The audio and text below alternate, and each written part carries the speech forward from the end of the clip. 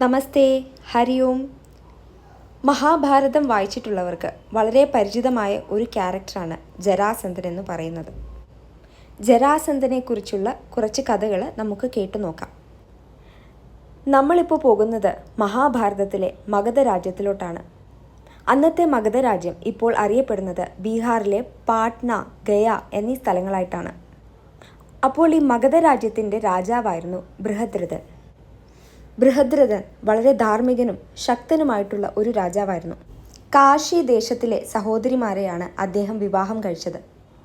എന്നാൽ അദ്ദേഹത്തിന് സന്താന സൗഭാഗ്യമില്ലായിരുന്നു. ഈ കാരണത്താൽ രാജാവ് നിരാശനാവുകയും രാജ്യകാര്യങ്ങളിലുള്ള താൽപ്പര്യം കുറയുകയും ചെയ്തു. അദ്ദേഹം വനവാസം സ്വീകരിക്കാൻ തീരുമാനിച്ചു. ഏറെ നാൾ വനത്തിൽ ഒരു സന്യാസിയെപ്പോലെ കഴിച്ചുകൂട്ടി. അങ്ങനിരിക്കെയാണ് മഹർഷിയായ ചന്ദ്രകൗശികനെ അദ്ദേഹം കണ്ടുമുട്ടുന്നത്. മഹർഷിയെ സേവിക്കാനുള്ള തൻ്റെ ആഗ്രഹം അദ്ദേഹം അറിയിക്കുകയും ചെയ്തു. മഹർഷി സമ്മതിച്ചതോടെ ബൃഹദ്രഥൻ അദ്ദേഹത്തിൻ്റെ ശിഷ്യനായി സേവിച്ചുകൊണ്ടേയിരുന്നു. കുറച്ച് ദിവസങ്ങൾക്ക് ശേഷം അദ്ദേഹത്തിൻ്റെ ആത്മാർത്ഥതയും വിനയവും കണ്ട് മഹർഷിക്ക് വളരെ സന്തോഷമായി. അദ്ദേഹം ശിഷ്യന് വേണ്ടി ഒരു വരം അനുവദിച്ചു.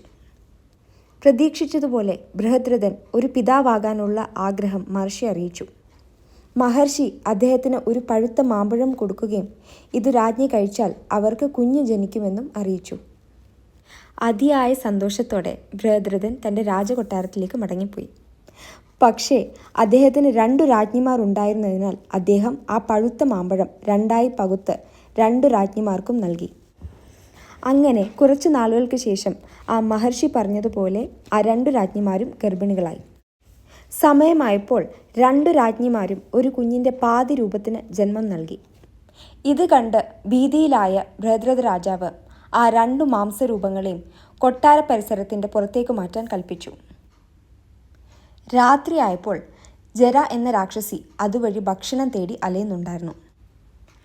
ആ 2 മാംസരൂപം കണ്ടുകിട്ടിയ രാക്ഷസി അതിൻ്റെ മൃദുവായ മാംസം കണ്ട് ഭക്ഷിക്കുവാനായി ഒരുങ്ങി. പെട്ടെന്ന് അവർ അത്ഭുതപ്പെട്ടുപോയി.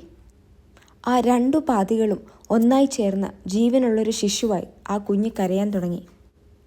ഇതു കണ്ട് രാക്ഷസിയായ ജര വിചാരിച്ചു, ഈ വിവരം രാജാവിനെ അറിയിച്ചാൽ തനിക്ക് വേണ്ട പ്രതിഫലം കിട്ടും.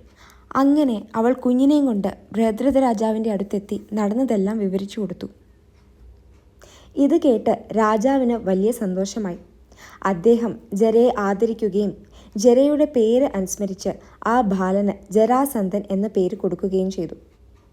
പിന്നീട് ജരാസന്ധൻ മഗധ രാജ്യത്തിൻ്റെ രാജാവായി മാറി.